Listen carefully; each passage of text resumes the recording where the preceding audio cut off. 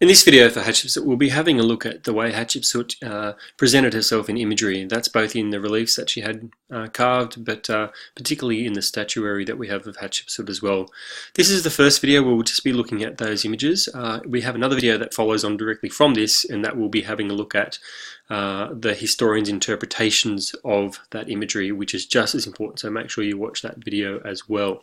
So we're going to start with Hatshepsut and the way she presented herself as a queen, and we've covered this before, so I'll make this nice and quick. Again, the vulture headdress, the traditional trappings of a queen. She's wearing that in this scene where she's standing behind Thutmose II, which was customary and very much normal during this time period in an offering scene to Amun. We also have the fact that Hatshepsut commissioned and had produced for herself a queenly tomb and a queenly sarcophagus.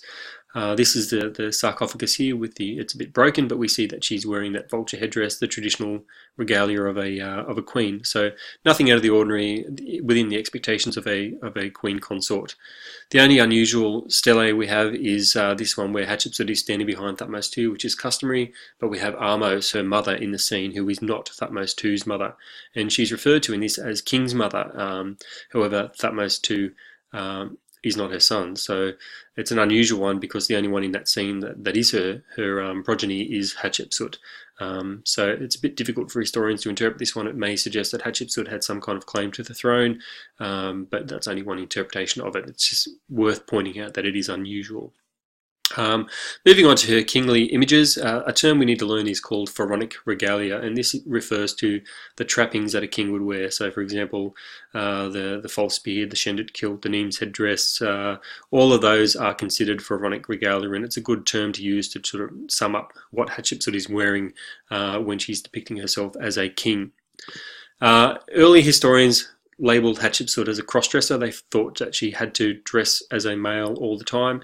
That's been very much let go in the modern sense. Modern Egyptologists don't subscribe to that understanding anymore. It's now pretty well regarded that Hatshepsut didn't dress as a male all the time. She had to depict herself as a male in the scenes because she was a king, and there was no other way that a female could show herself to be a king unless she was wearing this pharaonic regalia, depicting herself wearing what a king wore, because we need to remember that most people at the time were not literate, so this was the way that you presented yourself as a king, by wearing what a king wore. So moving on to some examples of how Hatshepsut depicted herself, and all of these examples are from Dir el-Bahari. All of these statues are from Dir el-Bahari.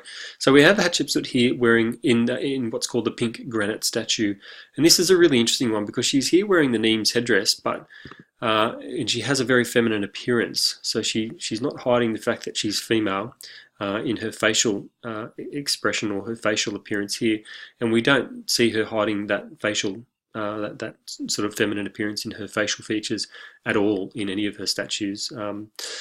However, in this one, she's actually dressed as a woman. So she's wearing the neem's headdress, which is what a king would wear as a symbol of power of a king. It wasn't a crown, but it was a symbol of kingly power. However, everything else she's wearing is as what a female would wear. And we also see here that she's not hiding the fact that she has breasts in this image at all. So it's very much a feminine portrait of Hatshepsut. Another example we have here is the colossal striding statue, called so because it's very large, and also because she's mid-stride in this statue.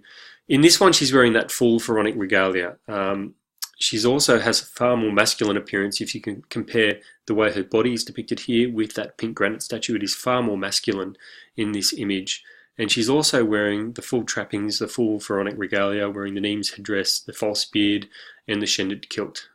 So very much depicting herself as a man. However, her face is still feminine. She's still depicting herself with those soft, more feminine facial features. Another image from Dir el-Bahari is the warrior pharaoh sphinx. This was just one other way that ancient Egyptian kings could portray themselves as the warrior pharaoh sphinx. The other way, or another way, is in that the scene where they're in a chariot with the bow and arrow and all those sorts of things, the blue war crown. That's one way of displaying yourself as a warrior pharaoh.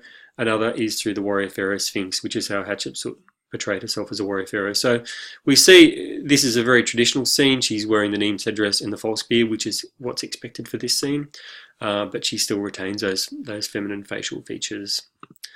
Another scene we have here is what's called the formal granite statue. It's a traditional offering scene to Amun, and we can see in this scene that she's depicted very much as a male king wearing that full pharaonic regalia, the shinned kilt, the Nemes headdress, the false beard, and probably a more masculine body if we can compare that to the pink granite statue, but retaining again those feminine facial features. So that's an overview of the way she presented herself in these images. It's not comprehensive, but it gives you a bit of an idea. And the next video we'll have a look at the way the historians have interpreted the way she's portrayed herself.